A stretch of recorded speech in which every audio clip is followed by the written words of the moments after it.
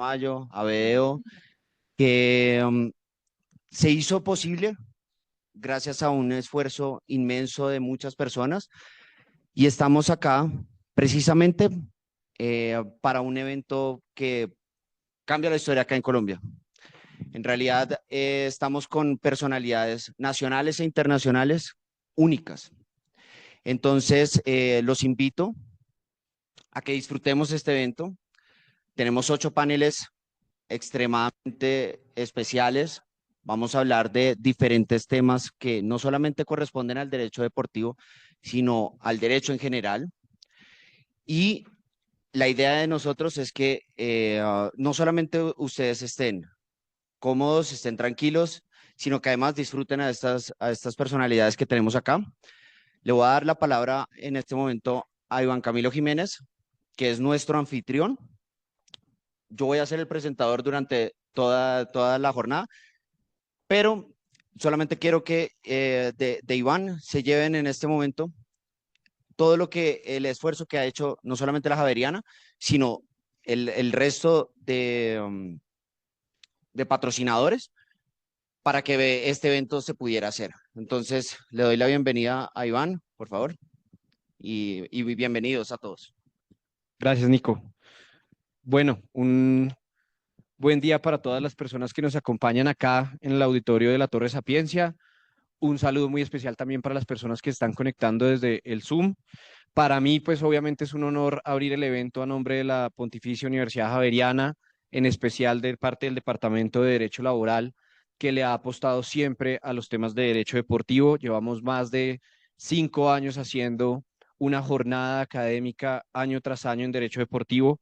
Particularmente en esos dos aspectos quisiera agradecerle al profesor Giovanni González aquí presente, que ha sido tal vez el apoyo más importante para la realización de estos eventos año tras año en la universidad, lo mismo que al profesor Andrés Charria, que es nuestro profesor titular de la Cátedra de Derecho Deportivo y quien abrió la línea que hoy nos permite tener además el lanzamiento de un semillero construido desde el mismo estudiantado.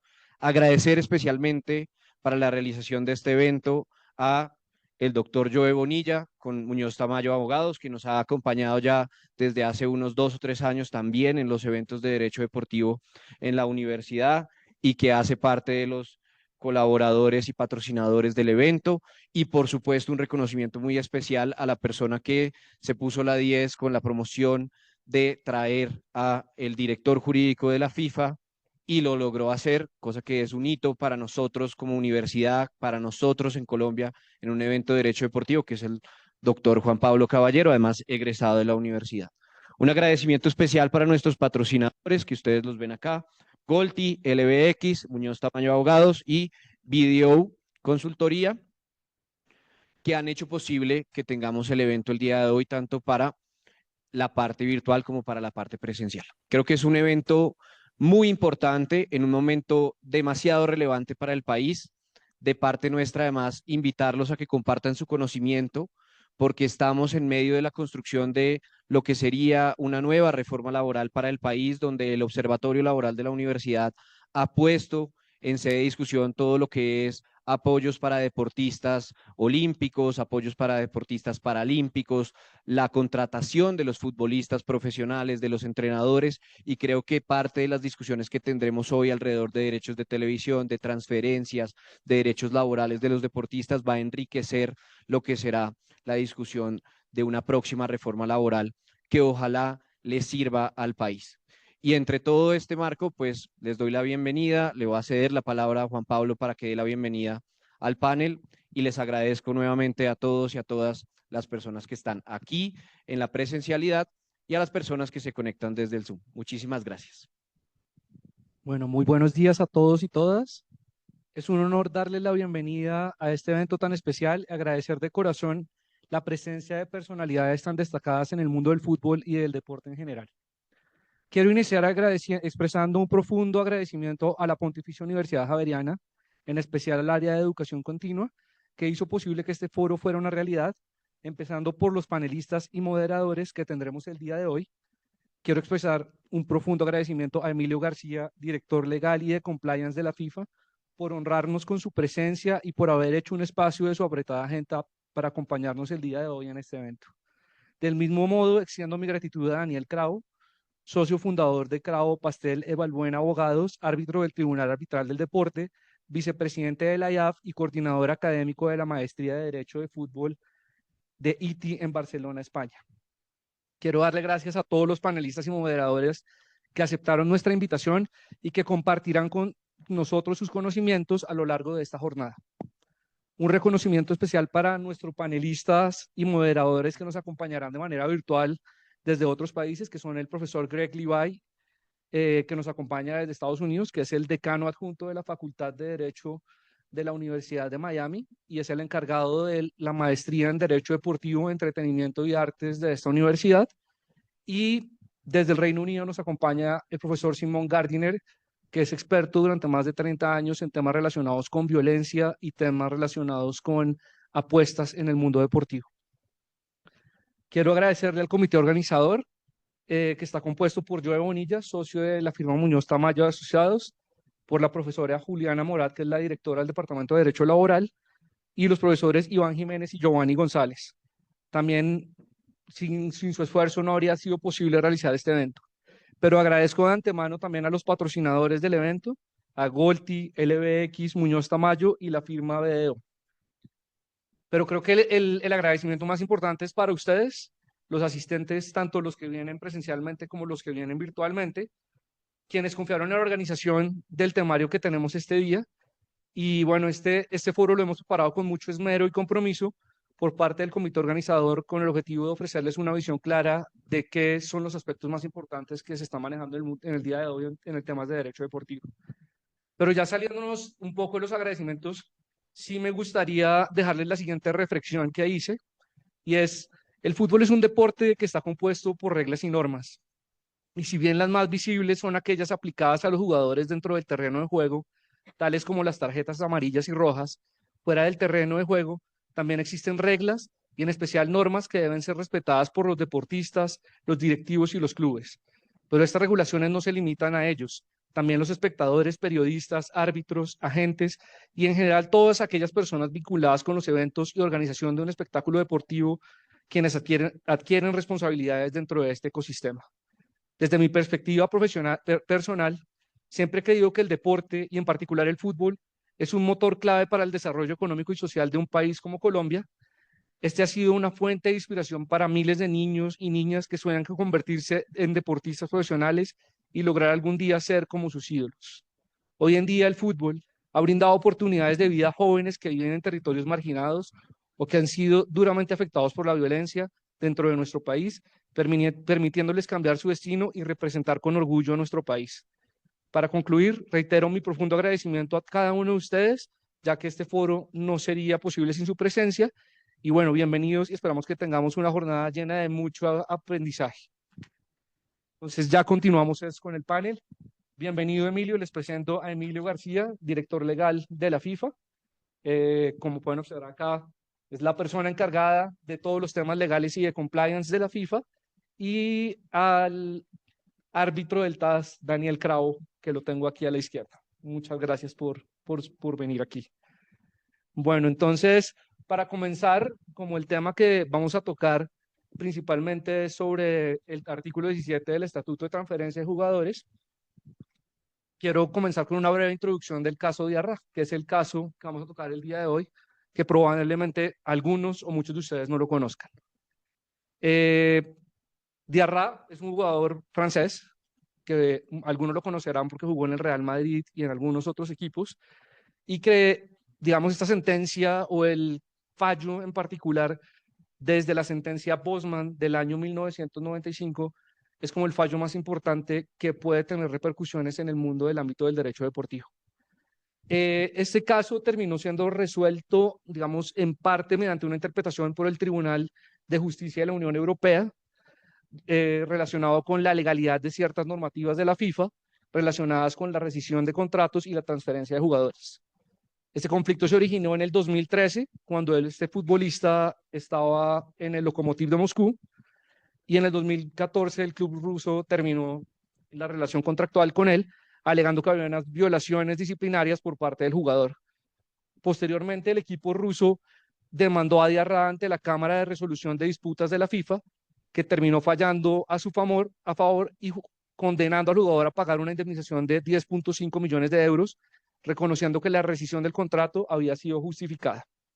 Posteriormente, Diarra intentó fichar por otros clubes europeos, pero las normas de FIFA obstaculizaron su contratación, en particular el artículo 17 del reglamento, que es del que estaremos hablando, el cual establecía que cualquier club que lo contratara sería responsable solidario del pago de la indemnización y no podría inscribir jugadores mientras el litigio estuviera pendiente. Además, durante este periodo, el jugador se le bloqueó la expedición de su certificado de transferencia internacional, impidiéndole jugar en nuevas competiciones.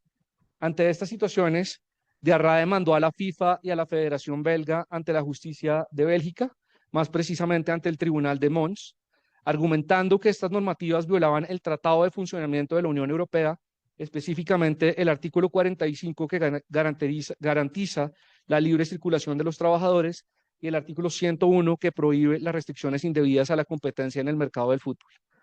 Considerando la relevancia de las cuestiones de derecho comunitario europeo involucradas en el caso, el tribunal belga solicitó al Tribunal de Justicia Europea que emitiera una decisión sobre este tema que ha sido perjudicial en ciertos aspectos. El Tribunal de Justicia Europea, en este ámbito, de manera preliminar, decidió fallar a favor de Diarra, concluyendo que las actuales disposiciones del reglamento de transferencia de jugadores, en especial el artículo 17, limitan injustificadamente la movilidad laboral de los futbolistas y restringen la competencia en el fútbol profesional. Es por eso que es importante resaltar que el caso de Diarra no ha sido decidido definitivamente, ya que el caso ya se regresó a la jurisdicción del Tribunal de Mons en Bélgica, que es el encargado de evaluar la aplicación e interpretación que hizo el Tribunal de Justicia Europeo acerca del artículo 45 y 101 del Tratado de Funcionamiento de la Unión Europea. Bueno, quiero preguntarles a ambos, ¿cómo considerarían ustedes que debemos interpretar el equilibrio entre la estabilidad contractual y los derechos laborales básicos de los futbolistas? ¿Consideran ustedes que este equilibrio es justo en ligas con menor supervisión institucional? ¿Quieres, Emilio? Puedes empezar. Bueno, en primer lugar, buenos días a todos y muchas gracias a la Universidad Javeriana por la invitación, a Juan Pablo, Joel y a todo el equipo por hacer posible este evento. Y por supuesto es un placer estar con todos vosotros y vosotras y con mi gran amigo Daniel hoy en Bogotá. Nos gustaría quedarnos más, ver el partido por la noche, ir el martes a Barranquilla, pero bueno, tenemos que volver al trabajo, pero siempre es un placer venir a Bogotá, aunque haga un poquito más de frío que en Brasil o en Miami, siempre diría. Bien, yo he trabajado muchos años, llevo yo ya trabajando 20 años, más de 20 años en el mundo del fútbol, en diferentes posiciones a nivel nacional, a nivel internacional. El tema clásico de las relaciones laborales entre futbolistas y clubes o entidades deportivas y dónde están los límites de cada grupo es algo bastante recurrente, ¿no? Desde un punto de vista doctrinal, pero también práctico, ¿no? A nivel internacional hay y a nivel nacional hay, diría de esta manera, hay demasiadas marcos jurídicos diferentes. Hay países donde los derechos de los deportistas, futbolistas en este caso, me voy a referir exclusivamente al fútbol, aunque en ocasiones deportistas, están plenamente garantizados, reconocidos como trabajadores y el sistema de relaciones laborales entre un futbolista y un club es un sistema medianamente pacífico, diría más. Hay convenios colectivos, hay jurisprudencia de los tribunales, Brasil es un ejemplo, España es un ejemplo, hay varios países en Europa donde el debate es mínimo. El debate es mínimo a nivel conceptual. Hay debate, evidentemente, porque las relaciones jurídicas generan afortunadamente debate, nos dan vida, nos dan trabajo y nos divierten y por tanto hay continuas decisiones de los tribunales. Pero el debate de las relaciones y del entendimiento entre las partes está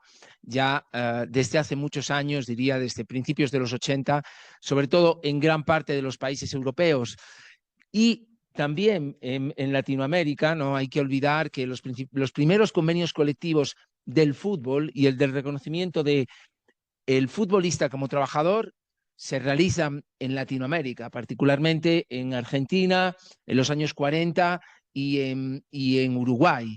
De hecho, una de las razones por las que uno de los grandes jugadores de la historia del fútbol, que es Alfredo Di Stéfano, viene a jugar a Millonarios y viene a jugar a Colombia, es por la guerra laboral que existía en Argentina en los 40. Entonces, bueno, cuando la gente mira Europa y dicen, bueno, Europa es que están mucho más avanzados, yo siempre miro al revés y digo, bueno, estamos muy avanzados. El primer convenio colectivo de futbolistas en España es del año 85, el primer convenio colectivo de futbolistas en Latinoamérica o en el mundo estaba en Argentina en los años 40, ¿no? Entonces, bueno, con esto quiero decir que existen diferentes marcos jurídicos y sobre todo diferentes evoluciones, ¿no? Colombia es un país más particular, ¿no? Donde el legislador no ha apostado por tener una norma jurídica determinada que regule la relación laboral de los deportistas, también problemas con los convenios colectivos, incluso diría hasta con el reconocimiento del sindicato como un sindicato laboral en el marco de las relaciones laborales. Por tanto, es difícil dar una respuesta concreta a tu pregunta. Mi experiencia, que es una experiencia forjada en parte en Europa y también en parte por mi trabajo en Latinoamérica, en Sudamérica, para mí es normal ver al deportista, al futbolista como un trabajador y al club como un empleador. Para mí es normal entender que el futbolista tiene todos los derechos inherentes a su condición de trabajador y el empleador, club deportivo, todos los derechos y obligaciones, también el futbolista, inherentes a su posición. Para mí es también normal entender que en un marco de relaciones de este calibre deben existir convenios colectivos y las partes deben de resolver sus disputas a través de convenios colectivos.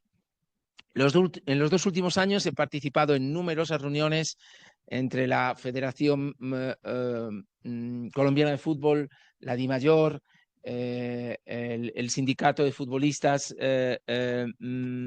colombiano, la Organización Internacional del Trabajo y la FIFA, en los que hemos intentado trabajar en este sentido en Colombia. Sé que no es un marco simple. Ahora hay una amenaza de huelga de los futbolistas por una serie de cuestiones. Hay otras cuestiones también alrededor, como el nuevo contrato de derechos de televisión. Bueno, las relaciones laborales no son siempre pacíficas, ¿no? Esto es una cuestión natural. Pero lo cierto es que para mí, en estos años de trabajo y sobre todo desde el concepto de la FIFA, sí venimos promoviendo que a nivel nacional los representantes de los empleadores, los clubes, los representantes de los futbolistas, los sindicatos puedan llegar a acuerdos colectivos y puedan resolver sus disputas laborales de una manera basada en el entendimiento y a través de estos instrumentos que son instrumentos globales de resolución de conflictos y de paz social. El convenio colectivo no es más que un instrumento de paz social entre trabajadores y empresarios. A nivel internacional, y acabo ya aquí, la FIFA tiene un reglamento sobre el estatuto y la transferencia de jugadores. Para los que no estén familiarizados con esto, esto es algo así como un código del trabajo o un estatuto de los trabajadores a nivel global o internacional.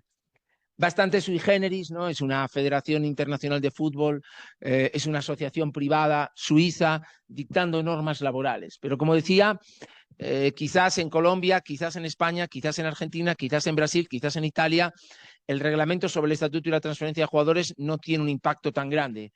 Pero claro, en un mundo donde la FIFA gobierna sobre 211 territorios, el reglamento sobre el estatuto y la transferencia de jugadores tiene mucha importancia. Y tiene mucha importancia, sobre todo, más allá del ámbito local, en las transferencias internacionales. Cuando un jugador de Millonarios es transferido al Real Madrid o cuando un jugador del Real Cartagena es transferido a River, algún marco jurídico tenemos que tener, más allá del derecho contractual internacional o derecho internacional privado, ¿no? Y ahí es donde nace el reglamento sobre el estatuto y la transferencia de jugadores, que da una seguridad desde el marco jurídico puramente dicho, estabilidad jurídica al sistema, y luego, y sobre esto podríamos organizar otras jornadas de varios días, ofrece un sistema de resolución de disputas a nivel internacional efectivo y sobre todo garantista, ¿no? No existe un mercado laboral en todo el planeta donde las disputas internacionales puedan resolverse como se resuelven en el fútbol, a través del Tribunal del Fútbol de la FIFA, a través del Tribunal Arbitral del Deporte, y sobre todo que sus decisiones sean reconocidas. Uno puede tener un papel muy bonito de la FIFA con el logo en la base derecha o una resolución del TAS firmada por Daniel muy bonita, pero si esa resolución o ese acto no se puede ejecutar, como todos sabemos, el papel no vale para nada. El sistema hoy en día permite que a través del código disciplinario de la FIFA todos los clubes del mundo acaben cumpliendo con las decisiones del sistema. Entonces, bueno, podríamos hablar mucho sobre esto. Mi principal reflexión es que el sistema de garantías entre trabajadores y empresarios debe de ser también normal en el ámbito del fútbol. Los futbolistas deben ser trabajadores, los clubes deben ser empleadores, y ahí los convenios colectivos, las normas nacionales y las normas de la FIFA deben jugar un valor fundamental para que haya un equilibrio normal y común en este sistema de trabajo. Vale, Emilio, muchas gracias. Quiero conocer un poco la opinión de Daniel ya como abogado experto y como miembro del Tribunal Arbitral del Deporte. Bueno, en primer lugar, perdón que mi castellano no es nativo, entonces algo va a salir mal. Entonces, desde luego ya les pido perdón. Es un honor y un placer enorme estar acá con Emilio, pero me gustaría en primer lugar agradecer a Juan Pablo por el esfuerzo, a Iván, a Joy, a toda la comisión organizadora, a las señoras, a las esposas tuya y de Iván, que tienen bebés muy, muy chicos en la casa y ahora entiendo por qué ustedes agarraron la jornada para salir un poco sin culpa. Pero gracias a sus señores por prestarnos y para que ustedes puedan prestar un servicio tan relevante que es la discusión de alto nivel. Cada vez que estoy con Emilio en un panel o le escucho, tener una cultura no solo jurídica, pero un conocimiento de la historia del fútbol que a mí me hace falta. Dicho esto, las preguntas que me armó Juan Pablo son terribles para un árbitro del caso. Por eso, en el sentido no literal, me desnudo en el sentido no literal ante ustedes para decir que cuando estamos acá en una charla para discutir, y ya sé que aquí es muy heterogénea la composición de los que están con nosotros, hay periodistas, hay agentes, hay abogados. Acá no estoy en la condición de árbitro del CAS, incluso porque estoy árbitro del CAS hace 3 años, pero siempre desde hace 25 años soy abogado de derecho deportivo, soy abogado del Inter de Porto Alegre, de Fluminense. Tuve el honor y el placer de ser abogado de clubes de gran expresión en Brasil, en Uruguay, en Argentina, y mi conocimiento también como abogado de agentes, de jugadores, me permite, obviamente con mi visión, todos nosotros tenemos nuestra interpretación, algo de nuestros clientes a veces agarramos y como abogados tenemos una dificultad, y este cambio también de visión como árbitro del caso es muy, muy, muy difícil de hacer el cambio de posiciones. Como abogado te peleas, no tienes la palabra final, tampoco como árbitro del caso, porque los paneles en general son 3 personas y a veces tu opinión no prevalece sobre la de los otros árbitros. Pero como abogado a veces tienes un lado, hasta con los límites éticos, con los límites técnicos, pero tienes un lado. Como árbitro cambia. Por eso digo, mi opinión acá, y tengo total libertad para decirle, y yo y Emilio divergimos con alguna frecuencia y convergimos en muchas otras, pero como árbitro del caso en particular, yo cumplo lo que está en la norma. Y a veces nos confrontamos tanto como abogado, yo como abogado y como árbitro del caso, con el papel, empiezo por ahí, con el papel a veces del árbitro o de quien está jugando en un tribunal. En Brasil tenemos una tradición que se toma una tarjeta roja a un jugador durante el partido, hay un juzgamiento que después presentar testigos. No sé si acá pasa lo mismo, o sea, tenemos una actividad en la defensa de los procesos disciplinarios en Brasil que viene desde hace mucho tiempo. Es una actividad muy rica en este sentido, pero a veces lo que vemos, y acá dejo simplemente una reflexión sin ninguna crítica específica a nadie, de que cuando estamos hablando de la aplicación de normas que fueran elegidas en el marco de una asociación, como es el caso de FIFA, como es el caso de la Federación Colombiana, de la Confederación Brasileña, tenemos un límite para aplicar las normas, aunque no me guste, que yo creo que la sanción no es flexible, tenemos temas para tratar sobre eso, pero yo como árbitro no puedo inventar, no puedo inventar, y aún más cuando se trata eso de corregir, revisar decisiones que, por ejemplo, en el caso del CAS, son para revisar decisiones que la FIFA, a través de sus órganos judiciales, las adoptó base a las normas que hubo un consenso en adoptar estas normas por el Congreso, o sea, por las asociaciones nacionales que componen la FIFA. Por eso no es tan sencillo buscar la justicia en un caso, pero sí aquí estamos libres para discutir todo eso. Yo creo que el caso de Arrá nos trae un problema que quizá nunca vamos a solucionar.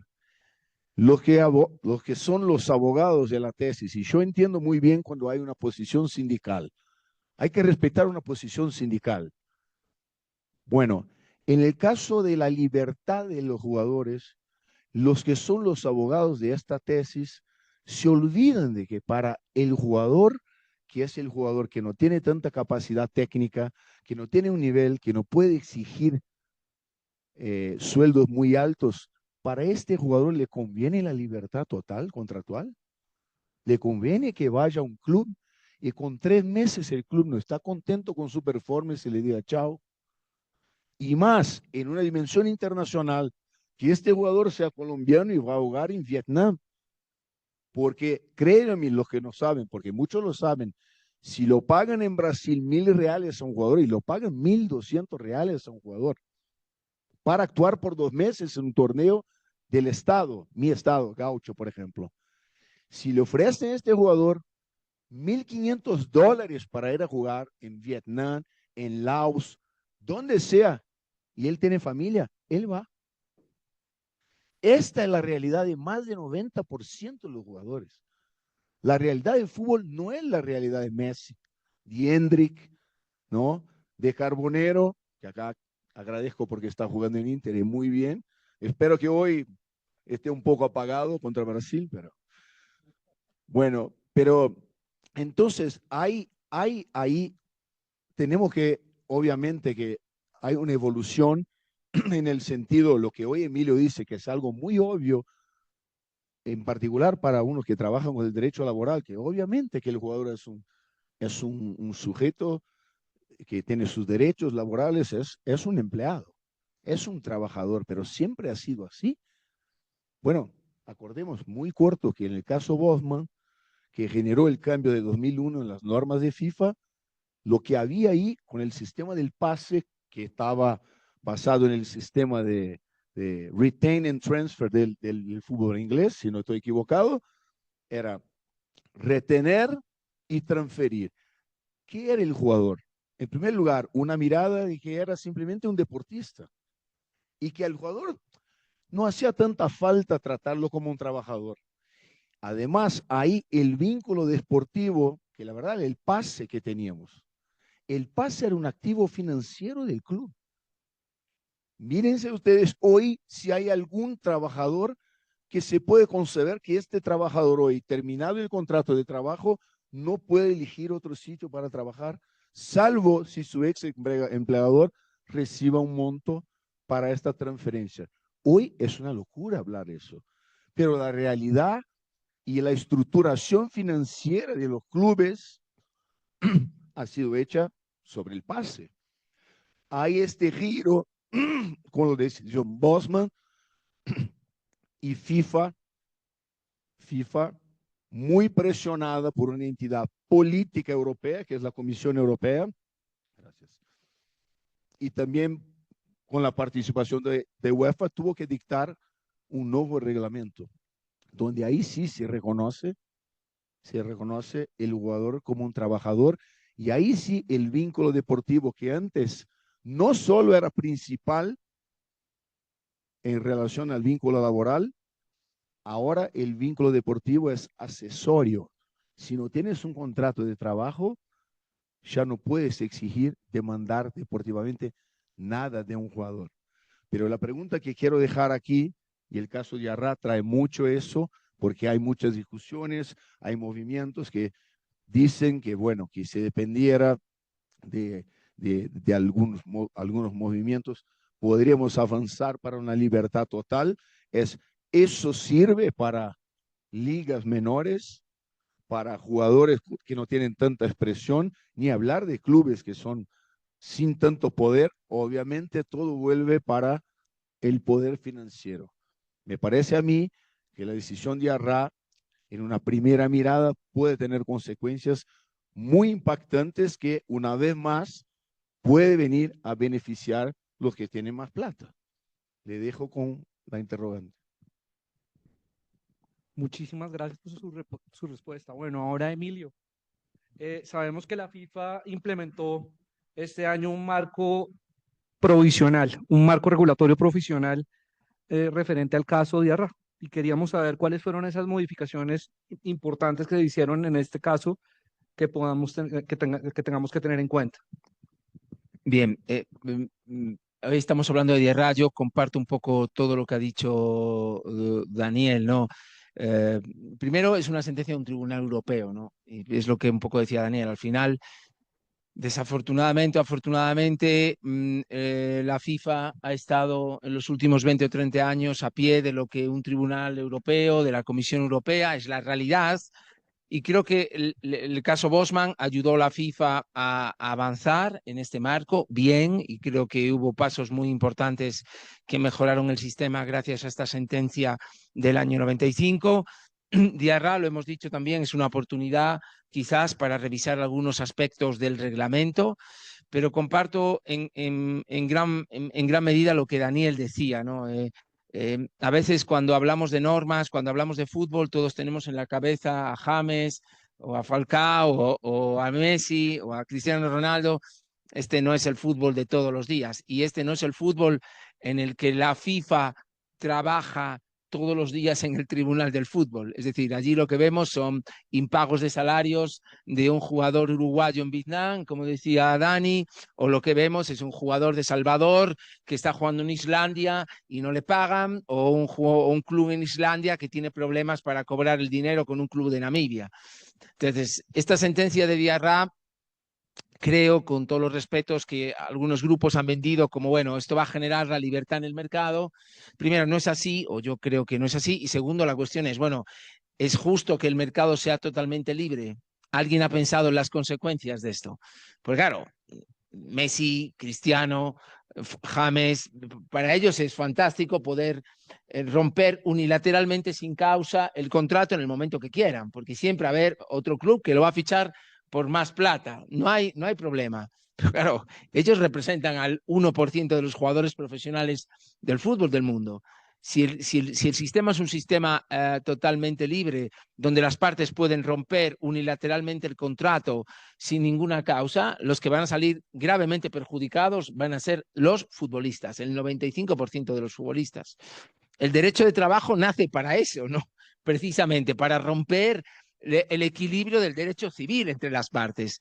El derecho de trabajo es eso, es un derecho tuitivo que intenta proteger a una parte que en esta relación contractual de facto y de jure normalmente está en una situación siempre más inferior, ¿no? Entonces, bueno, desde que la sentencia fue dictada en octubre del 2024, hace unos meses, hemos venido trabajando en poder adecuar lo que nos ha dicho el tribunal en nuestra norma. En diciembre sacamos unas normas provisorias intentando adaptar la norma lo más posible a los requerimientos del tribunal, y estamos ahora mismo trabajando con los sindicatos, con FIPRO, con las ligas, con los clubes, con la Comisión Europea, en buscar un acuerdo definitivo. Diarra, ¿qué es? Dani lo decía antes, ¿no? Si alguien va a la página web de la Corte Europea de Derechos del Tribunal Europeo de Justicia, se baja la sentencia de Diarra y te la bajas en español, porque el español es un idioma, el castellano es un idioma oficial de la Corte, la podemos leer todos en nuestro idioma nativo, que es siempre mucho más cómodo. incluso para Daniel, la puede leer perfectamente en castellano. Diarra, ¿qué es? Básicamente es cuánto tiene que pagar un jugador cuando rompe unilateralmente su contrato sin causa. O lo que es lo mismo, un jugador firma 5 años con un club, a los 2 años está cansado, no le gusta, tiene otra oferta y no tiene ninguna causa para romper el contrato, porque los contratos se cumplen no desde hoy, desde hace 2000 años del derecho romano, ¿no? Es decir, en fin, y si no lo cumples, hay unas consecuencias jurídicas, ¿no? Pues Diarra solo es qué ocurre cuando alguien quiere romper unilateralmente su contrato sin causa, cuando el futbolista quiere unilateralmente, antes de la finalización de su contrato, marcharse. ¿Qué tiene que pagar? Esto es Diarra. Y como decía Dani, probablemente esto no lo vamos a solventar nunca, porque es complejo y porque hay diferentes visiones, ¿no? Una visión es, bueno, no tiene que pagar nada. Está bien, pues entonces desde el Wild West, cada uno puede firmar un contrato y romperlo sin consecuencias. No sé, son 2000 años de historia jurídica que nos cargamos. Yo creo que Diarra es solo eso, básicamente. Y lo veréis, luego hay algunos temas adyacentes, más técnicos, qué ocurre con el nuevo Q que cumple, etcétera, etcétera. Estos son cuestiones adicionales. Pero la gran pregunta es cómo regulamos un sistema mediante el cual un jugador, habiendo firmado un contrato de X años con su empleador, lo rompe sin causa. Ya está. Te iba a pedir un favor. Las preguntas las podemos hacer, si quieres, al final. Vamos a tener un espacio para las preguntas por el tiempo. Bueno, Entonces, esto era básicamente lo que quería decir. Estamos trabajando después de estas normas provisionales, estamos trabajando en unas normas definitivas. Esperamos que en el 2025 pudiéramos llegar a un acuerdo con todas las partes y adecuar el reglamento a lo que nos pide esta sentencia del tribunal, que si uno lee la sentencia del tribunal tampoco te da la solución. Esto es también algo normal, ¿no? O sea, el tribunal tampoco te dice el cálculo matemático que FIFA tiene que implementar para considerar justo la indemnización que el jugador tiene que pagar por el cumplimiento contractual. Bueno, pues ahí es donde tenemos que trabajar con el Sindicato Mundial de Jugadores, ahí es donde tenemos que trabajar con las ligas y los clubes y llegar a un acuerdo, como llegamos en 2001, con las partes diciendo, bueno, este es el sistema que vamos a aplicar en el mundo del fútbol, en el que todos más o menos nos sentimos de acuerdo, porque todas las partes van a perder. Los clubes, evidentemente, quieren un sistema mucho más intervenido, los jugadores, en mi opinión, en muchas ocasiones, erróneamente, como dice Daniel, quieren un sistema totalmente libre. Bueno, esto es lo que tenemos que trabajar en este año 2025 y en ello estamos. sí, Emilio, no sé si tú, Daniel, tienes algo que decir al Sí. respecto. Bueno, me acuerdo muy bien que, bueno, un punto que me parece que ahí sí hay un conflicto invencible, que es la decisión, me parece que, bueno, seguramente está aplicando las normas ortodoxas respecto a la competencia en el mercado, para un mercado donde la reglamentación de la competencia es muy necesaria.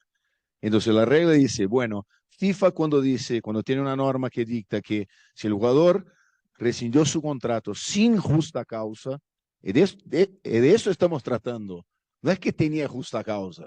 Si tuviera justa causa, está libre y él va a cobrar el monto de compensación, de indemnización. No, es un jugador que, bueno, de alguna manera, un tribunal decidió que él rescindió sin justa causa.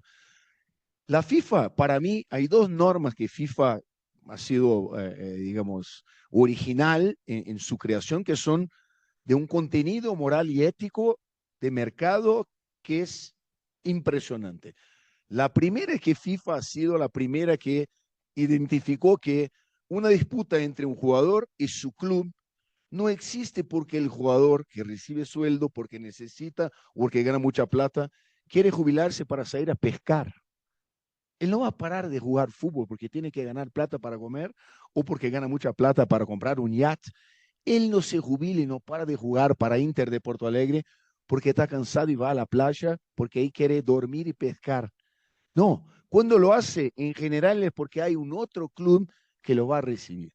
Entonces FIFA identificó que la acción predatoria de los clubes que quieren sacar a jugadores bajo contrato exigía una norma que es la solidaridad en el pago.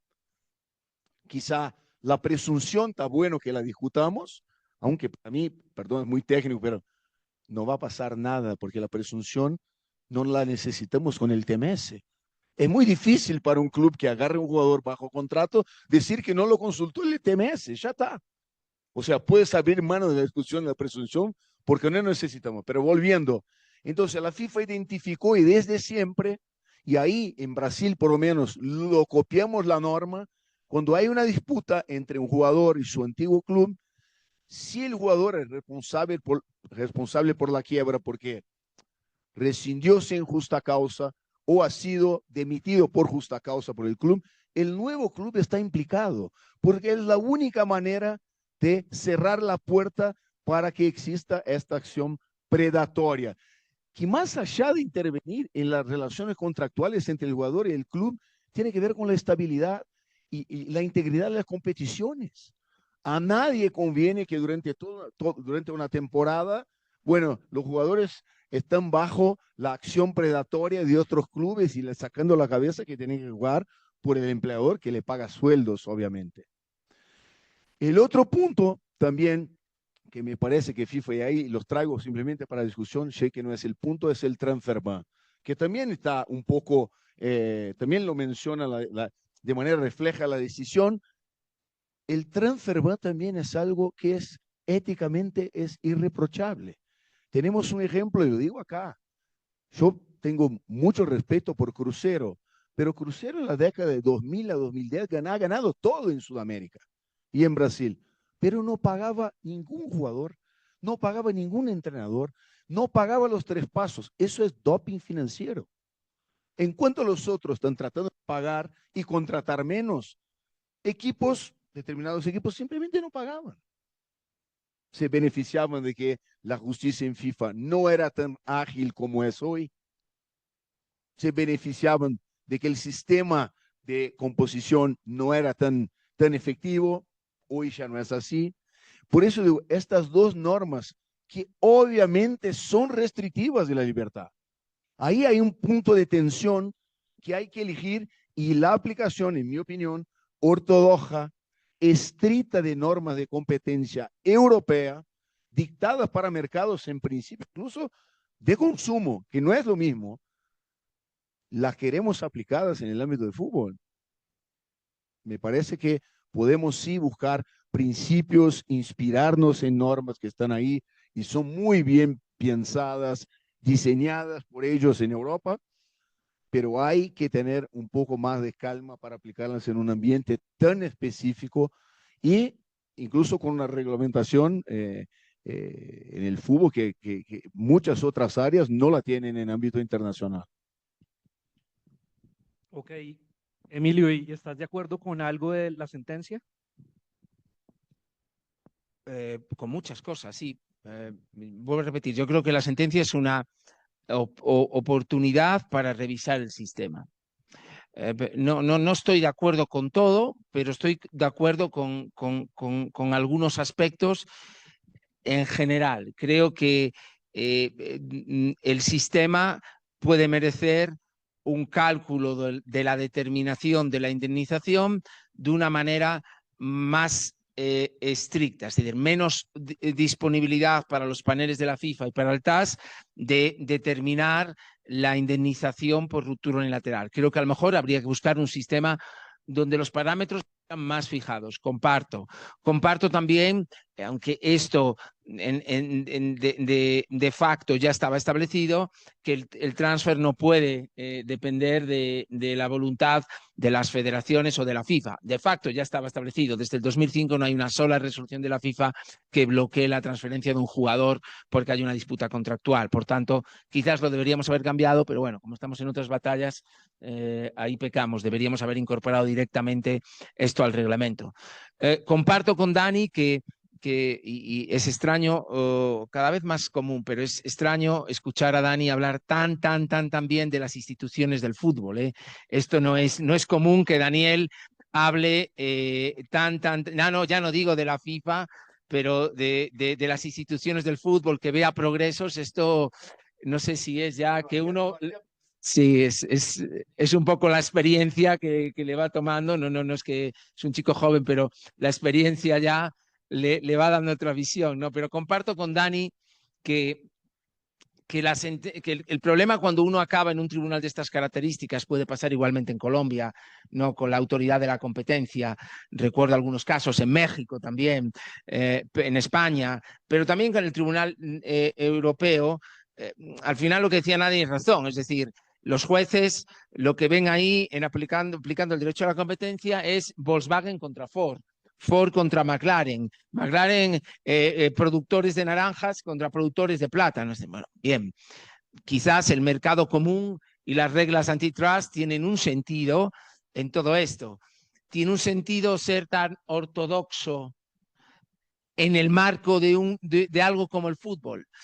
Durante muchos años en Europa existió la teoría y la práctica de que había una excepción al deporte o que el deporte tenía una estructura diferente y debería ser tratado de una manera parcialmente diferente en el ámbito de las relaciones jurídicas en el Tribunal de Justicia. Y ahí está el artículo 165 del Tratado Comunitario, el modelo europeo del deporte y todo esto que durante 15, 20 años pues se ha escrito y han se organizado jornadas. La realidad es que viendo las últimas sentencias del Tribunal de Justicia de la Unión Europea en el caso Superliga, en el caso de Diarra, la sentencia ahora, la opinión del abogado general en Seraim o la muy cercana posición del Tribunal de Justicia sobre las normas de agentes de la FIFA, para mí esto de que existe un modelo europeo del deporte y no sé qué, es toda una entelequia muy bonita que puede generar que sigamos pagando jornadas durante los próximos 15 años, pero la realidad es que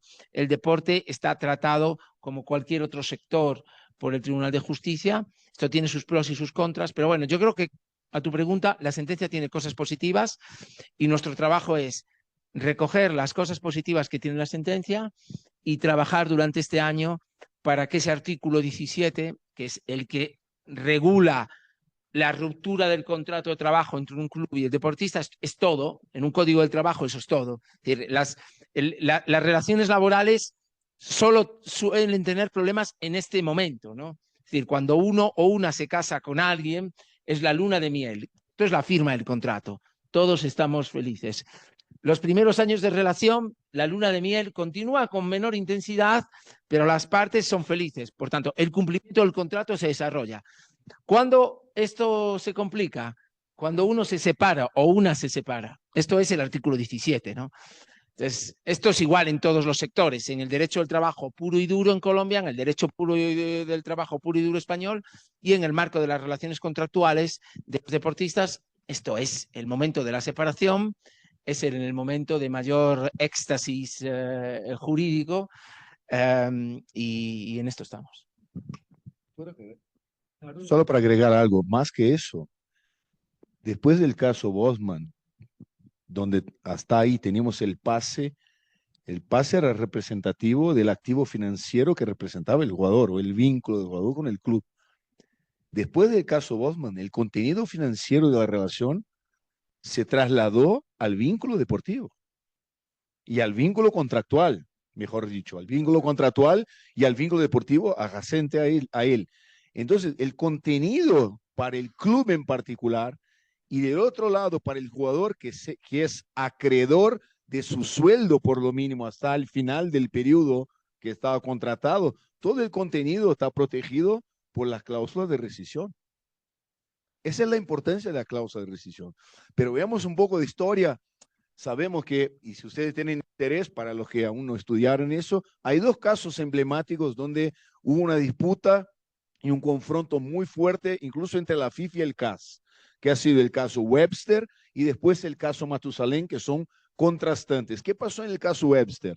No voy a entrar en detalles porque es largo, pero bueno, ahí al final el CAS redució una indemnización relativa a la quiebra, se imputó el deber de indemnizar por parte de Webster a Hearts, a un club escocés, y CAS redució sustancialmente la indemnización que hubiera aplicado el Tribunal de FIFA. Y limitó la indemnización en favor del club en una lógica que a mí me escapa, calculando los sueldos que el club debería pagarle al jugador. Ahí en mi opinión, equivocada interpretación del interés positivo. A quien quiere estudiar eso hoy, es también la palabra de la moda tras Yarrá. Interés positivo es donde se va a definir el monto de la indemnización por quiebra hoy. Ya hace tiempo, pero ahora con más importancia. Bueno, esta decisión de Webster entonces dice, no, el club tiene derecho simplemente a recibir el monto que se calcula base a lo que el club debería pagar al jugador de sueldo hasta el final, lo que no tiene nada que ver. Porque el interés económico legítimo de un club y un jugador en una relación son totalmente distintos.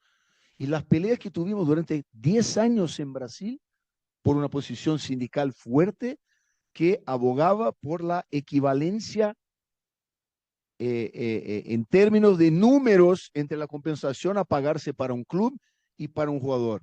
Ahí le pregunto yo a ustedes, yo tengo un coche humilde, pero si me choco por mi culpa con una Porsche Carrera en Porto Alegre, ¿alguien me va a decir que tengo que pagar simplemente está limitado lo que vale mi coche? No, no, no, no. Pero digo, alguien va a pensar que está limitada la compensación que yo tengo que pagar, pero le doy un ejemplo, el caso Mutu. Mutu, un jugador espectacular. Chelsea le pagó un montón de plata para comprarlo, no me acuerdo de un equipo italiano. No, otro.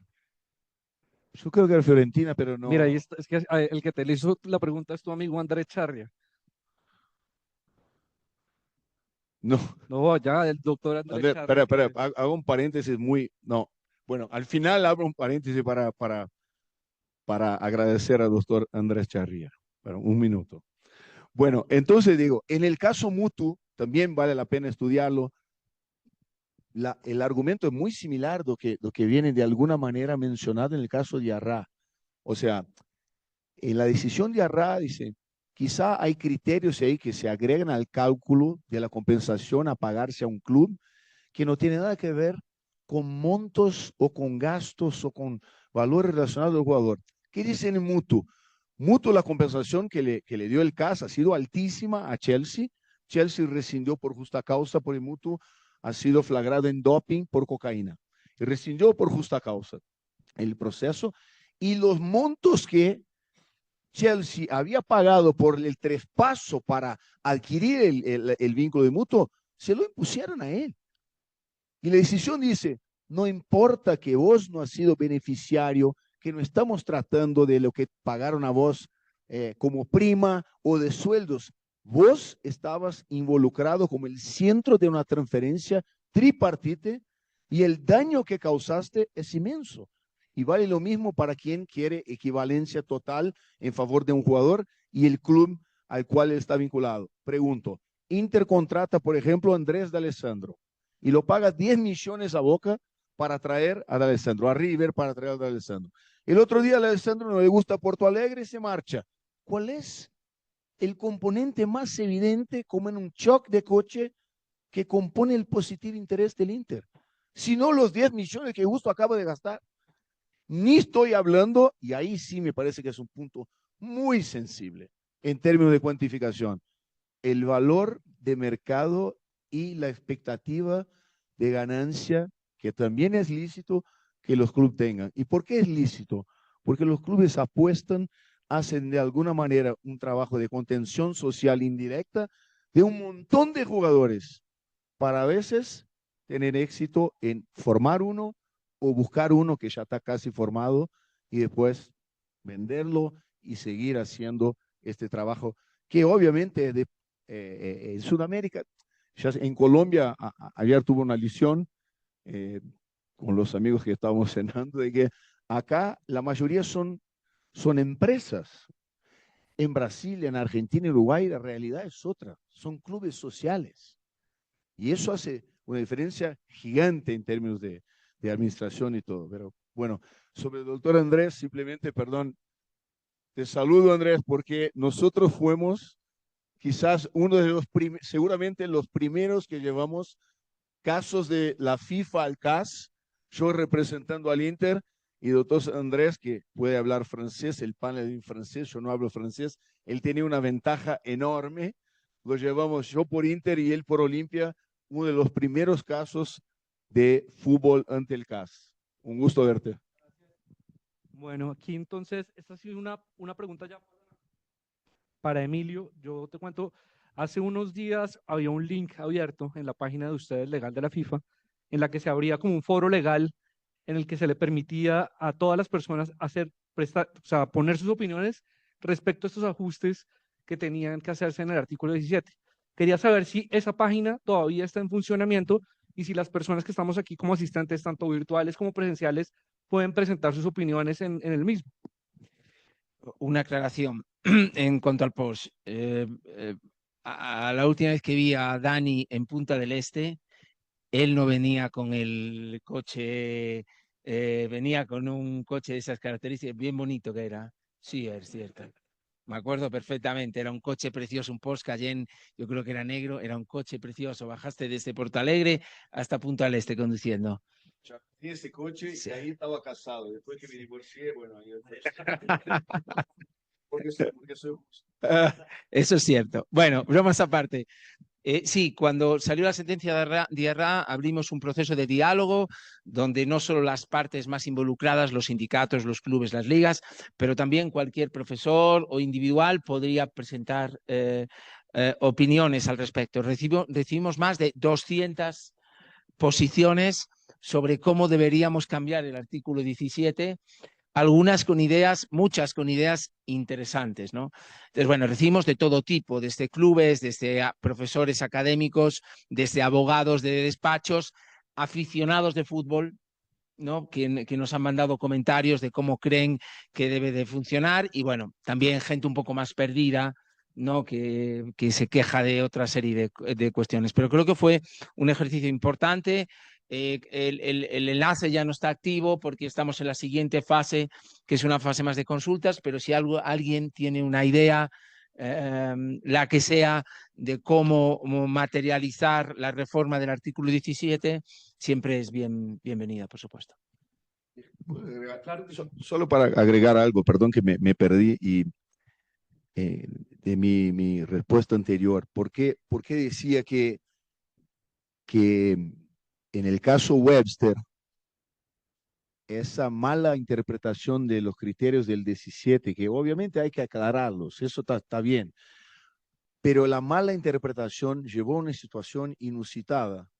Yo en mi oficina recibí más de 10 consultas de intermediarios que a su momento empezaron a hacer cálculos. ¿Cuánto costaba sacar a Ronaldinho Gaucho de Barcelona? Base a su sueldo. Valor residual del contrato una vez que ya no estaba en el periodo protegido, donde podía llevar 4 a 6 meses de suspensión. Aún así podría haber un club que iba a tomar el riesgo. Pero miren ustedes el impacto negativo en el mercado, porque en este momento imagínense vos cuántas llamadas. Si yo recibí 10, Ronaldinho o su staff deben haber recibido 100. Y yo le decía, mira, en primer lugar, no es una decisión del CAS. El CAS no decide. Son paneles del CAS que deciden. Con 3 árbitros. Con 3 árbitros. Puede ser que el caso involucrando a un club colombiano y un jugador chino van a decidir un árbitro polaco, un alemán y un americano. Entonces, era una decisión, en mi opinión, que no llevaba en consideración bien los criterios, pero para el mercado, para la estabilidad contractual, para la estabilidad de las relaciones, ha sido muy mala esta interpretación. Y yo le decía a los clientes, digo, no lo compres, está mal aplicado el artículo 17 y FIFA hizo un esfuerzo enorme atrás y si ustedes recuperan, si necesitan, yo les mando, porque yo tengo el press release de FIFA que decía en términos un tanto cuanto latinos para una institución suiza, que FIFA estaba pasada, entre comillas, con la decisión. porque la decisión permitía que jugadores hicieran simplemente el cálculo residual y se ponían precio en estos jugadores. Y esto, entonces, la indefinición también de cuánto vas a pagar si estás como un club que quiere un jugador que está bajo contrato, también la indefinición es un factor importante para frenar esta acción predatoria, porque no lo sabes si vas a pagar 100 millones, 80, 5, 6, 8. Ese es también el punto de la indefinición en términos de frenar esta acción que puede ser predatoria. Muchas gracias, Daniel. Andrés, vamos a hacer preguntas al final.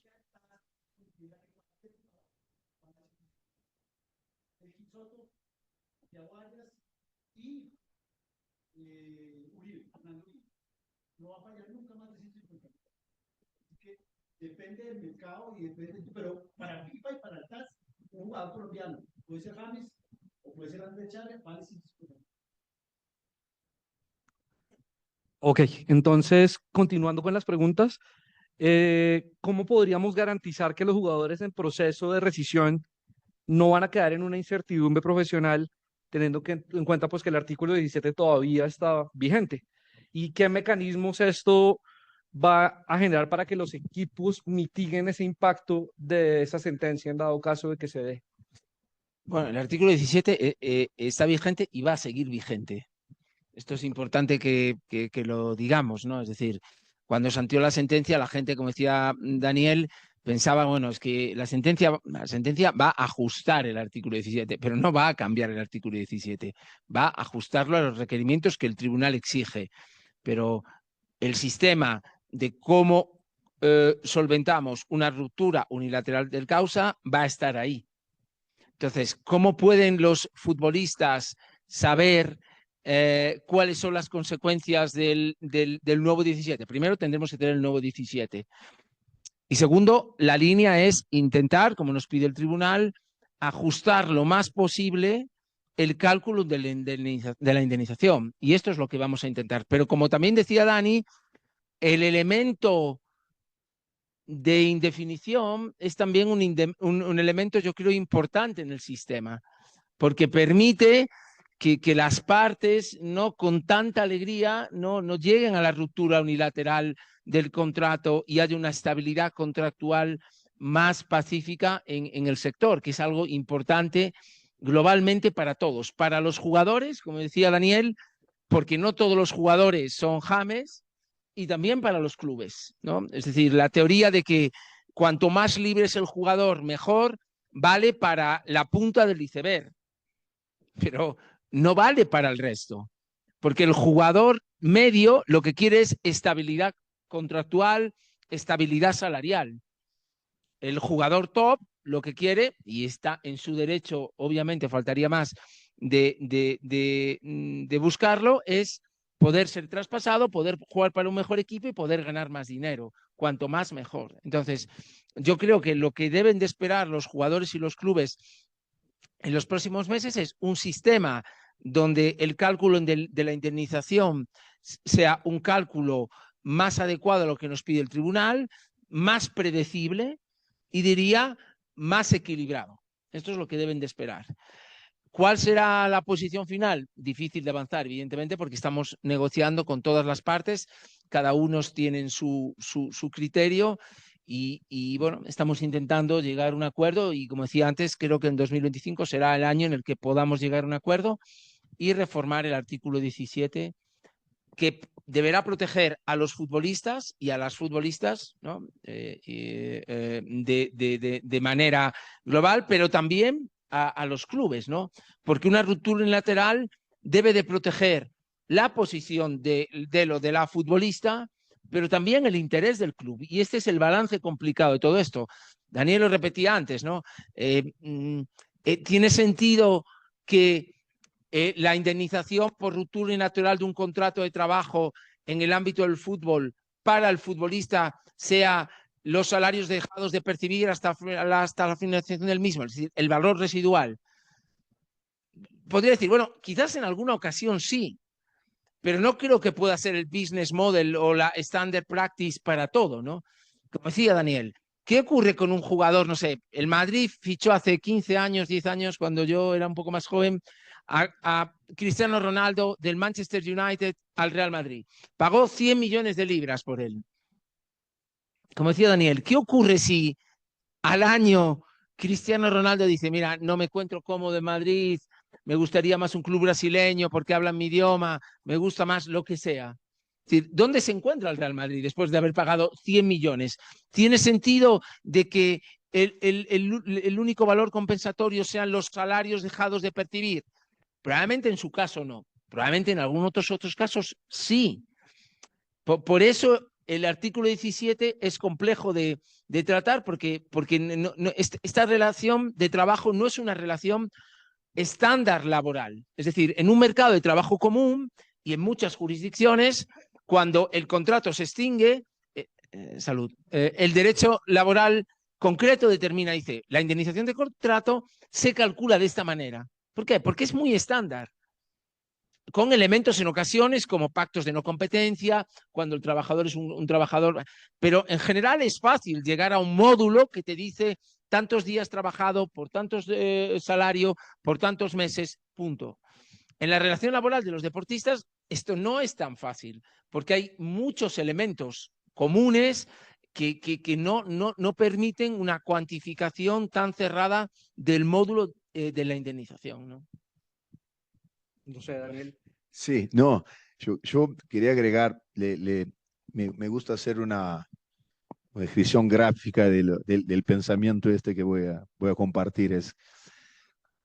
Nosotros sabemos que el artículo 17, y como cualquier relación contractual, podemos tener una cláusula que no es una cláusula penal, como unos dicen, porque no es solo una penalidad, sino es una preliquidación de daños. ¿Bien? Bueno, esta cláusula, cuando la hacemos cuando el jugador tiene 16 años, no podemos mirarla como si estuviéramos mirando una fotografía. ¿Por qué? Porque cuando Hendrik en Palmeiras, por ejemplo, llegó a los 16 años y Palmeiras decidió darle o firmar con él un contrato profesional, Palmeiras lo hizo con más 30 jugadores probablemente de 16 años. En este momento, si miramos esta cláusula y Hendrik se marcha al día 2 después de firmar el contrato con 16 años y 2 días, posiblemente la cláusula de 200 o no sé el número, pero digamos 200 millones de euros sería excesiva. Seguramente sería excesiva en este momento, pero pasa el tiempo y Hendrik al final se valoriza y hay un interés del mercado que se pelea por él. ¿Cuánto vale? Es tan absurda la cláusula. Digamos que 200 es absurdo, pero 100 millones. No, tampoco sé cuánto le pagaron, pero ha sido decenas de millones de euros. Entonces, no estamos ante una fotografía, sino es una película. La cláusula rescissoria en el fútbol tiene vida. Tiene vida. Y así hay que apreciarla en el momento de la quiebra, no en la celebración del contrato. Por lo menos esta es mi visión. ¿Qué pasa con eso? Entonces, el 17, y como regla cualquier relación contractual, puede tener una cláusula de preliquidación de daños. Y ahí no se aplicarían los criterios del 17. Pero, en particular por el derecho suizo, que la raíz es muy similar al derecho civil brasileño, por eso hay alguna familiaridad, pero obviamente hay que consultar a un especialista en derecho suizo. Pero según el derecho suizo, si la cláusula es manifiestamente abusiva, excesiva, se la va a anular o se la va a reducir. Y ahí volvemos a la aplicación de los criterios del 17. Entonces, yo estoy de acuerdo con Emilio cuando dice, para mí es obvio que si el jugador quiebra el contrato y hubo un monto sustancial pago para adquirir su vínculo que él tenía con el club anterior, obviamente eso tiene que componer el concepto del interés positivo, como cualquier relación.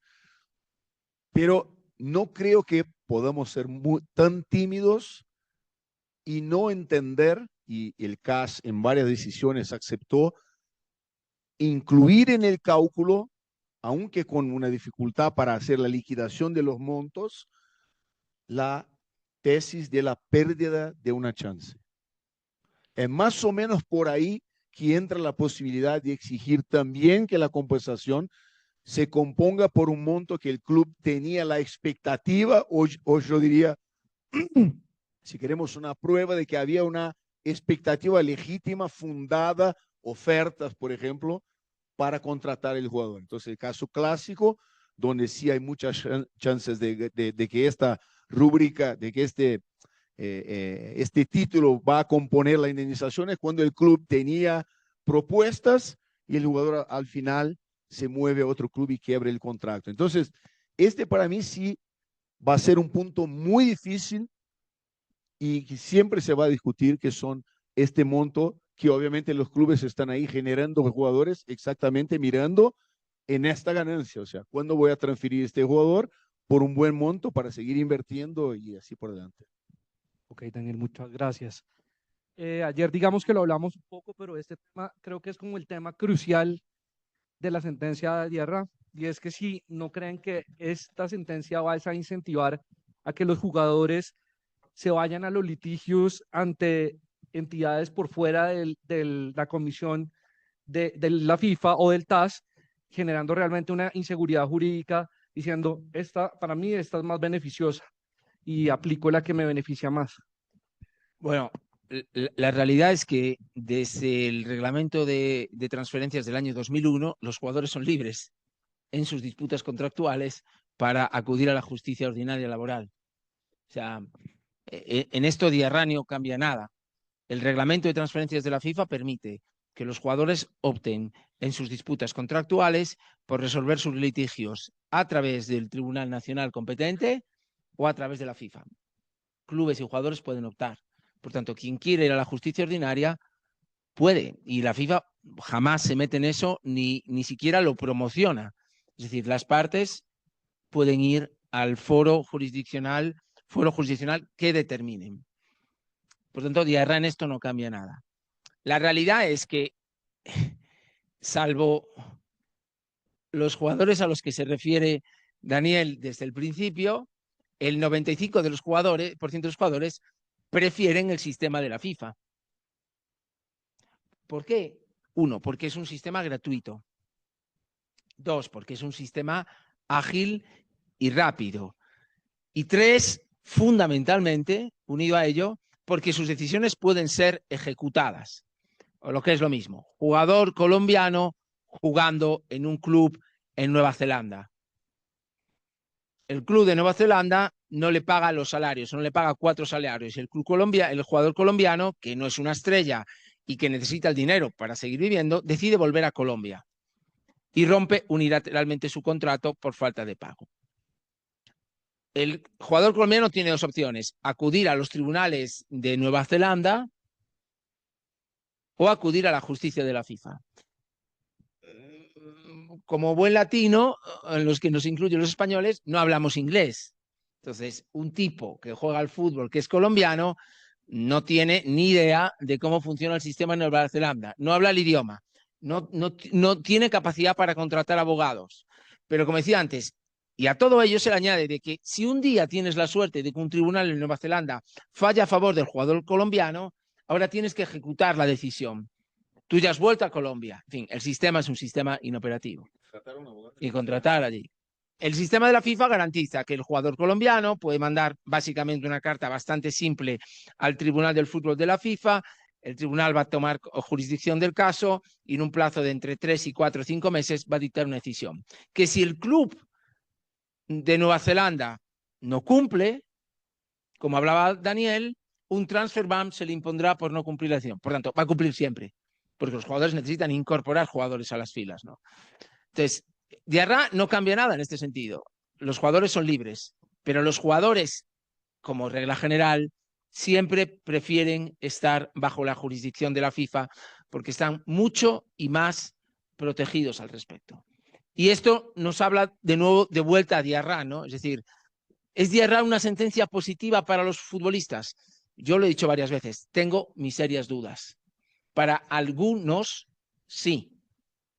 Para muchos otros, no estoy tan convencido y estoy siendo medianamente político en mi razonamiento, porque claramente la sentencia no es tan perjudicial. Si la FIFA mañana dijera, esto es un debate que ahora tenemos encima de la mesa en las discusiones, voy a evitar cuestiones concretas, pero la gente dice, no, bueno, es que nosotros, como dice la sentencia, queremos que esto se resuelva por el derecho nacional. No, no. Pero nosotros o una parte. Esa es la pregunta. Una parte Sí. está diciendo, nosotros queremos que esto, como dice la sentencia, solo se resuelva en base al derecho nacional. Entonces yo lo que le digo es, está bien, entiendo lo que dice la sentencia, soy capaz de entenderlo, me parece bien la posición, pero si se resuelve por el derecho nacional, las partes van a los tribunales nacionales. Pero claro, ¿qué significa eso?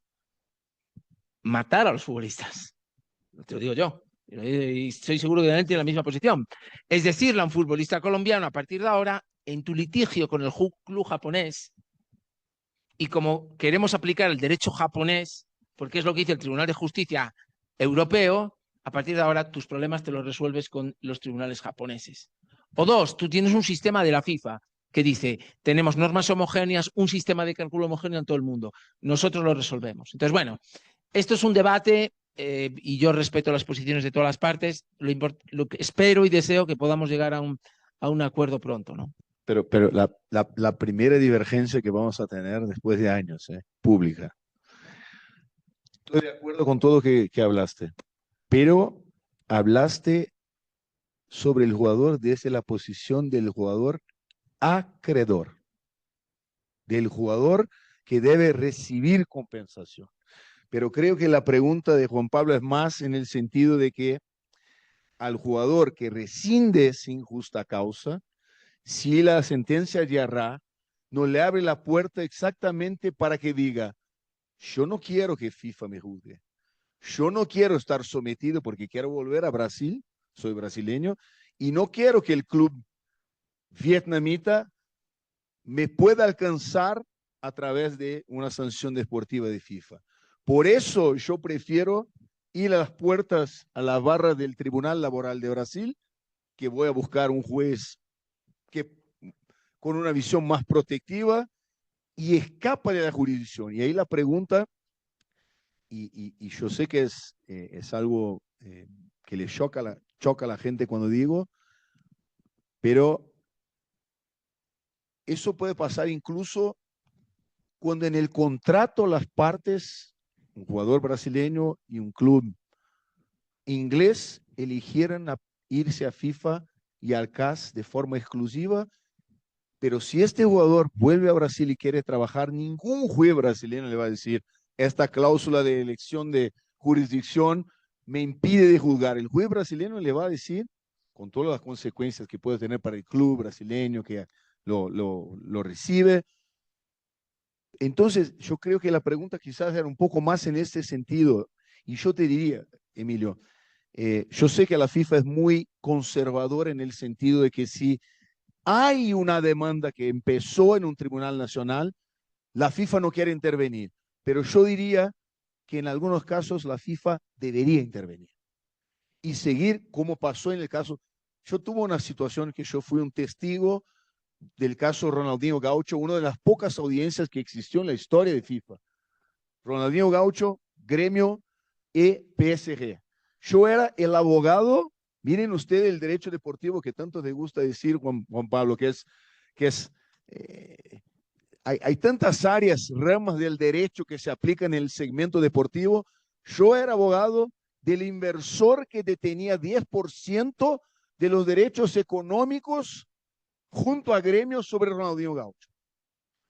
Cuando PSG le saca a Ronaldinho y Gremio se va a FIFA, pidieron una compensación, nosotros en la justicia ordinaria obtuvimos 2 liminares que obligaban a Gremio a que me pusieran a mí adentro de la sala de audiencias en FIFA. No obligaban a FIFA, obligaban a Gremio. Entonces yo vi todo eso ahí. ¿Qué pasó ahí?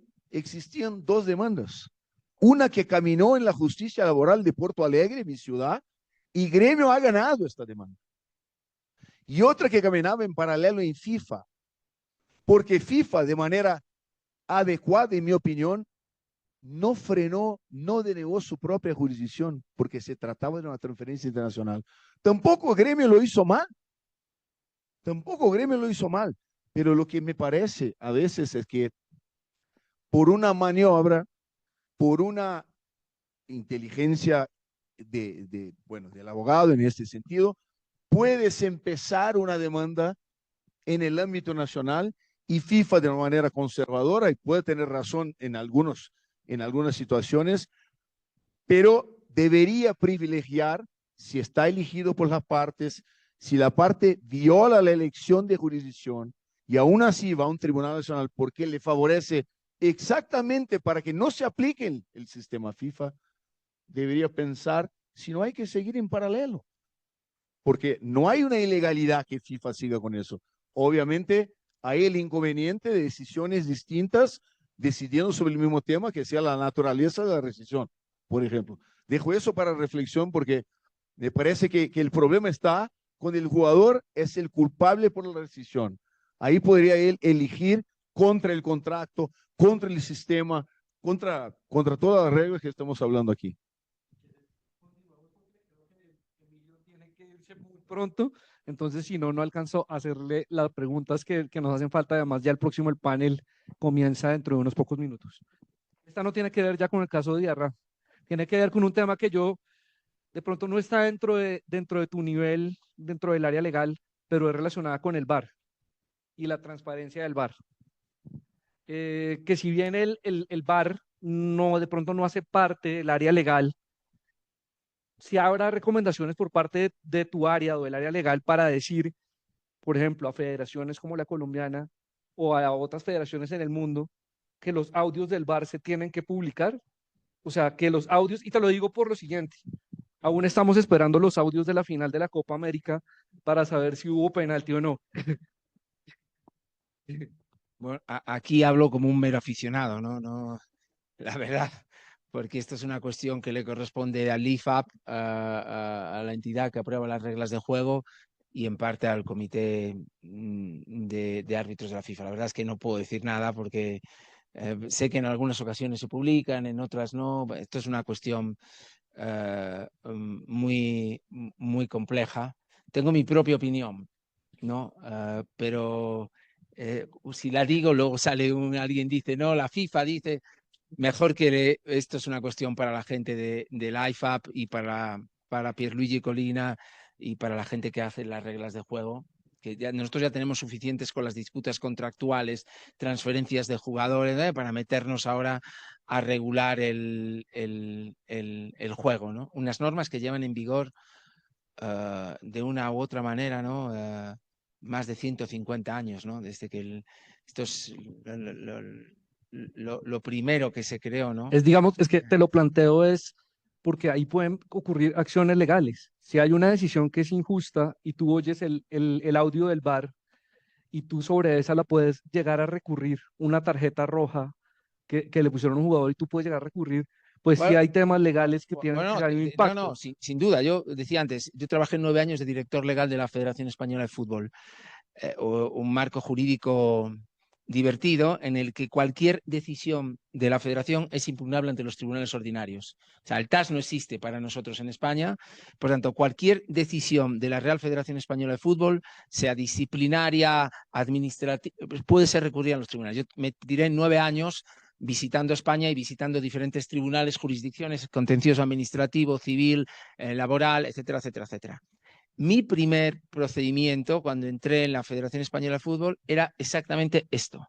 Fueron unos accionistas del Valencia que interpusieron una demanda contra la Federación que tutela a los árbitros por no haber pitado un penalti en el Bernabéu contra uno de sus jugadores, ¿no? Un penalti que había hecho el Real Madrid, y nos pusieron una demanda de responsabilidad civil, no me acuerdo ya la cantidad, no sé, $200.000, $300.000, por esto. Y hemos tenido muchos procedimientos donde en los tribunales de justicia en España hemos discutido en los tribunales tarjetas rojas, donde hemos tribunales cierres de campos. Bueno, yo creo que esto es normal. No sé, quizás si los audios se hacen visibles, pues podría haber más, evidentemente, ¿no? Pero yo creo que es llevar ya las disputas deportivas a un ámbito eh, extraordinario, ¿no? Es decir, los árbitros tienen una función muy, muy, muy difícil en el fútbol, ¿no? Yo creo que debería haber mucho más respeto. No sé, el jugador cuando falla un penalti, el jugador cuando falla una ocasión clara de gol, ¿no? No sé, recuerdo ahora, hablaba contigo, creo, sobre esto en el coche, ¿no? Copa Libertadores, la fase previa para fase de grupos, Cavani, que es un grandísimo jugador de fútbol, en el último minuto lo mete y Boca se clasifica para la fase de grupos, a puerta vacía, la tira fuera. Esto es fútbol, esto pasa, ¿no? Y le pasa incluso a un club tan grande y tan importante, a un jugador tan maravilloso como Cavani. Imagínate al árbitro, ¿no? Tener que tomar una decisión sobre fuera de juego, sobre penalti. O sea, todos vimos, yo lo vi el otro día desde casa con mi hijo, Julián, Atlético de Madrid, el penalti. Tiene que tomar el árbitro una decisión en 20 segundos, ¿no? Entonces, creo que más allá de los audios del VAR, más allá de si se equivocan o no, creo que debería haber mucho más respeto por los árbitros. Y yo Dicho te hago, esto, la FIFA no sé lo que piensa. Emilio García, como aficionado del Real Club Deportivo de La Coruña, a mí me parece que los audios del VAR sean públicos, me parece desproteger la figura del árbitro, ¿no? Bastante, creo. Creo que los árbitros merecen mucho más respeto y merecen que trabajen con tranquilidad. Ya tienen, su labor es tan difícil que exponerlos a esto, a mí personalmente, no digo nada, no tiene nada que ver con mi empleador, tiene que ver como yo, como aficionado. Wow, siendo un árbitro, y no creo que sea un tema de justicia. No, pero esto es como cuando tú y yo hablamos por WhatsApp, podemos decir muchas cosas, pero no creo que nuestras conversaciones tengan que estar expuestas, ¿no? Cuando Dani me llama y me dice, oye, pasó esto en no sé qué caso, estamos locos, lo vais a cargaros el fútbol, no sé qué, él puede decir lo que quiera. Yo como abogado. Sí. Como abogado. Y yo le digo también, sí, y yo le digo, mira, esto no es así porque esto... Personalmente podemos hablar de muchas cosas, pero no sé, exponerlos a esa exposición pública tan grande, a mí personalmente, como aficionado del fútbol, luego ya el AIFAB tomará la decisión mejor que tenga que tomar. ok, y yo te hago ya dos preguntas rápidas para finalizar. La primera, ¿por qué decidió la FIFA mover el headquarter legal para Miami? ¿Y qué pueden encontrar las personas que van a Miami en tu headquarters legal? Y la segunda es que nos hables del Summer Camp que van a hacer en el mes de julio con la Universidad de Miami. Bueno, una de las razones principales es porque estamos solo a 3 horas de Colombia, ¿no? 2 horas y media de Cartagena, que es mi lugar en el mundo, y 3 horas de Bogotá, ¿no? Es una razón fundamental, pero en parte una razón es esa, ¿no? Es decir, la FIFA es una asociación privada que regula el fútbol, que vivió alrededor de unos 20 años en París. La FIFA fue fundada en París en 1904. Se movió en el periodo de entreguerras a Suiza y ha vivido 100 años en Suiza. El nuevo presidente de la FIFA, Gianni Infantino, desde que fue elegido, tiene una visión muy global de lo que es la FIFA hoy en día, ¿no? No es difícil gobernar el mundo del fútbol desde un solo sitio, cerrados todos. En el año 2021 abrimos por primera vez una oficina fuera, después de 100 años, una oficina fuera de Suiza, que fue la oficina de París. Hay un grupo de 40, 50 compañeros de la FIFA que trabajan desde París. ¿Por qué París? París es un hub muy importante dentro de Europa, pero también con África. O sea, para el mundo africano, París es la ciudad en el mundo y la ciudad en Europa. Y para estar mucho más cerca de ellos, abrimos esa oficina. ¿Por qué Miami? Miami es un hub también en el mundo americano, ¿no? Para Centroamérica y Norteamérica, pero también para Latinoamérica y Sudamérica, ¿no? Es vista como la ciudad de referencia. Entonces, la razón fundamental de mover una oficina tan grande como la oficina legal es una razón de tener una presencia más cercana de la FIFA en un mundo donde hay casi 50 asociaciones nacionales afiliadas de la FIFA y donde pasan muchas cosas en el fútbol. No deberíamos descartar que en el futuro la FIFA abra oficinas quizás en otras partes del mundo, ¿no? Entonces, se trata más, hoy en día la FIFA es más una compañía global, más que una asociación privada de derecho suizo, ¿no? Entonces, la razón de ser y la política del presidente es poder estar más cerca del mundo del fútbol globalmente. Por eso, cada vez más vemos más empleados de la FIFA globalizados, menos empleados de la FIFA en una oficina en Zúrich y más gente moviéndose globalmente para intentar ayudar y desarrollar el fútbol con las federaciones a nivel global. Y por último, en cuanto al Summer Campus, bueno, es una actividad que tenemos de formación que hacemos con la Universidad de Miami. Hacemos mucho trabajo también de formación jurídica en el ámbito internacional, con muchos programas, están todos en nuestra página web. Bueno, también intentamos formar a la gente y formar a abogados de clubes, abogados de ligas, abogados de federaciones y a despachos independientes que quieran saber más de cómo funciona todo este mercado nacional e internacional del fútbol, y esta es una más de las iniciativas. Ok, muchísimas gracias, Emilio, muchísimas gracias, Daniel. No sé si tenemos espacio para una o dos preguntas, Nicolás. Bueno, no sé. ¿Tenía una pregunta? Sí, pues o sea, no es como tal una pregunta, sino es una consulta, que es el caso, pues, cuando un jugador quiere salir, romper unilateralmente el contrato, no fue algo parecido, pues, que pasó hace poquito entre Mbappé, Al-Khelaifi y el Real Madrid.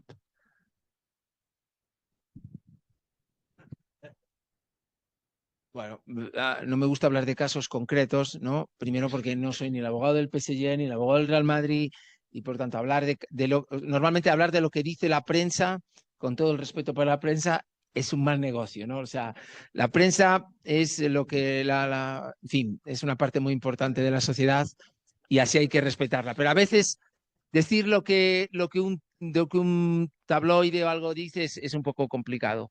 Hasta donde creo que es un poco objetivo, la cuestión es que el jugador había finalizado su contrato. O sea, No, lo digo antes, con el jugador en contrato en vigor, okay. pidió salir, Sí. intentó salir y pues no pudo romper claramente el contrato. Sí puede romperlo. Lo que pasa es que se expone a las consecuencias jurídicas. No es, o sea, hoy en día cualquier jugador del mundo del fútbol puede unilateralmente, sin causa, romper su contrato de trabajo. Pero lo que no puede esperar es que no haya consecuencias jurídicas por la ruptura unilateral. ¿Por qué el jugador X del club E no rompió unilateralmente su contrato en ese momento? Probablemente porque no quería verse expuesto a las consecuencias jurídicas de una ruptura unilateral y era más cómodo esperar a la finalización del contrato para salir libre y evitar cualquier tipo de conflicto jurídico. Pero bueno, hoy en día esto es algo normal. Si uno quiere romper unilateralmente su contrato, lo rompe. Y nadie, hablábamos esto con Diarra, hoy en día la FIFA no bloquea, como antes del reglamento de 2001, el transfer. Por tanto, un jugador jugando en Millonarios, tiene 5 años de contrato, le quedan 4 años por cumplir. Pregunta, ¿puede romper unilateralmente su contrato y fichar por el Montevideo Torque en Uruguay? La respuesta es sí. ¿La FIFA le va a habilitar el transfer? La respuesta es sí. ¿Mañana mismo puede empezar a jugar si el periodo de registro está abierto en Uruguay? La respuesta es sí. ¿Qué pasa? Se expone a las consecuencias contractuales en base al derecho colombiano o, en su caso, al derecho de la FIFA por ruptura unilateral. Punto. ¿Cuándo se van a determinar? Cuando el tribunal lo determine. Ya está. Bueno, no, muchas gracias. Acá ya termina el panel. Muchas gracias, Daniel. Muchas gracias, Emilio. Emilio ya nos acompaña solo en el panel ahora. Es un placer tenerlo aquí en Colombia. Ya sale casi que para el aeropuerto inmediatamente porque tiene que ir a continuar con sus trabajos en FIFA en Miami. Entonces, Emilio, mil y mil gracias de corazón de parte de todo del comité organizador de la Universidad Javeriana por haber venido a acompañarnos el día de hoy y a enseñarnos un poco de cómo funciona el tema del derecho deportivo desde el ámbito de la FIFA y desde el ámbito tuyo. Entonces, muchas gracias. Muchas gracias. Gracias. Suerte para Colombia esta tarde contra Brasil. Hay una cosa que quiero decirles. La última vez que yo estuve en una reunión... Si estuviera en Brasil, diría, suerte para Brasil esta tarde contra no, Colombia. Yo les digo, hace 2 años, el día que yo conocí a Emilio, estábamos en el simposio jurídico de Derecho Deportivo de la Conmebol en Asunción. Y el día ese día del simposio era el día del partido Colombia-Brasil en Barranquilla y ganamos. Yo creo que es la cábala. Entonces, seguramente esta noche les vamos a No ganar. me vengas con jurisprudencia CAS.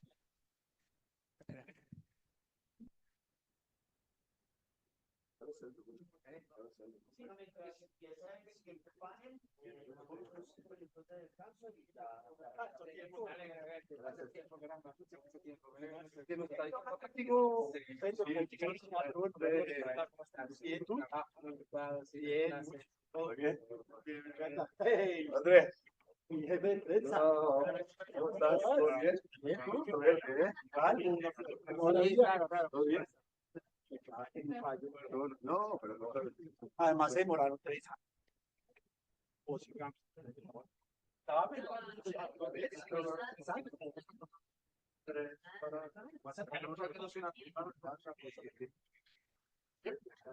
No, no, eso yo no 3 años se me demoró. Yo sabía que estaba, pero 3 años después de la audiencia.